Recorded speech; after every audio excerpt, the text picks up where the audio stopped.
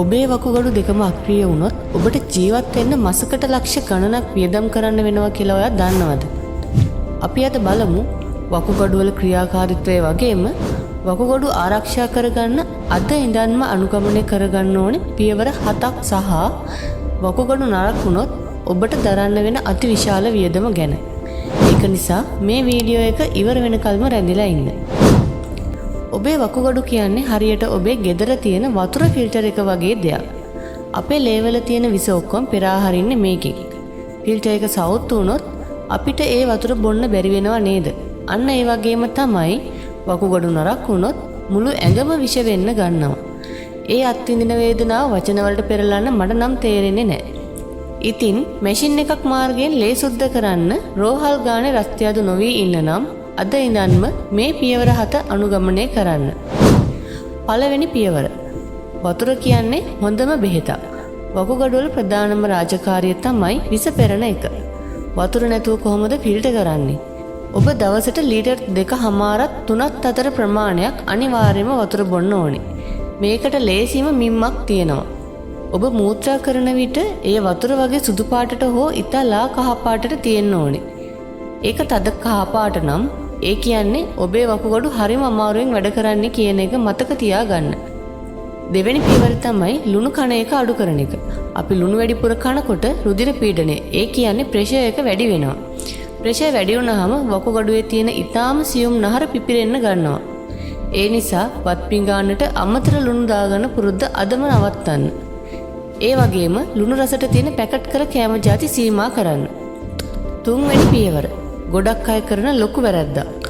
වේදනානාශක පෙති හිතුමතේ බොන්න එපා.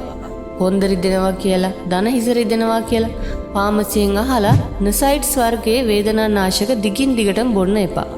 මේවා දීර්ඝකාලීන භාවිතය වකුගඩු නරක් වීමට ප්‍රධානම හේතුවක්. ඇඟේ අමාරුවට පැරසිටමෝල් පෙත්තක් ගැනීම සාපේක්ෂව ආරක්ෂිතයි. ඊට වඩා දෙයක් අවශ්‍ය නම් අනිවාර්යයෙන්ම වෛද්‍යවරයෙක් හමු වෙන්න. හතරවෙනි පියවර. සීනි පාලනය. ලෝකයේ වකුගඩු අක්‍රිය වීමට අංක 1 හේතුව තමයි දියවැඩියාව. රුධිරයේ සීනි මට්ටම වැඩි වුණාම ඒක වකුගඩුවේ ෆිල්ටර් වලට හානි කරමින් ඒවා සම්පූර්ණයෙන්ම બ્લોක් කරලා දානවා. ඒ නිසා ඔබේ සීනි මට්ටම පාලනය කරගන්න එක ඉතාම වැදගත්. පස්වෙනි පියවර. මූත්‍රා යන්න නොදී හිර කරගෙන ඉන්න එපා. වැඩක ඉන්නකොට, ගමනක් යනකොට මූත්‍රා බර හැදුනත් පැය ගණන් ඉවසන් ඉන්නවද? එහෙම කරන්න එපා. ඒන් මූත්‍රාශයේ බැක්ටීරියා වර්ධනය වෙලා ඒවා වකුගඩු දක්වා ගමන් කරලා බරපතල වකුගඩු ආසාදන ඇති කරන්න පුළුවන්. 6 වෙනි පියවර. ධූම්පානයෙන් ඈත් වෙන්න. ධූම්පානය නිසා වකුගඩු වලට යන රුධිර ප්‍රමාණය අඩු වෙනවා. ලේ ලැබුණේ නැති වුනහම වකුගඩු සෛල මැරෙනවා. 7 වෙනි පියවර තමයි අවුරුද්දකට වරක් ස්ක්‍රීනින් එකක් කරගන්න එක. වාහනේ සර්විස් කරනවා වගේ ඔබේ වකුගඩු සර්විස් කරන්න බෑ. හැබැයි තත්ත්වය කලින්ම බලා ගන්න පුළුවන්. වයස අවුරුදු 40 පැන්න හැමෝම අවුරුද්දකට වරක්වත් වෛද්‍ය උපදෙස් මත සීරම් ක්‍රියටිනින් සහ EGFR කියන රුධිර පරීක්ෂණ අනිවාර්යයෙන්ම කරගන්න. අපි හිතමු ඔබ මේවා ගණන් ගන්නේ නැහැ කියලා. යම් දවසක වකුගඩු දෙකම අක්‍රිය වුණොත් ඔබට මොකද වෙන්නේ? ඔබට ඩයලයිසිස් කරන්න වෙනවා. සතියකට 2 පාරක් 3 පාරක් ලේ ටික මැෂින් එකකින් සුද්ධ කරන්න වෙනවා. රජයේ රෝහල වල පොලිම නිසා පුද්ගලික රෝහලකට ගියොත් එක වාරයකට රුපියල් 15000ක් 25000ක් අතර මුදලක් යනවා. ඒ කියන්නේ මාසෙකට ලක්ෂ 1.5ක් විතර. එහෙමත් නැත්නම් අලුත් වකුගඩුවක් බද්ධ කරන්න වෙනවා.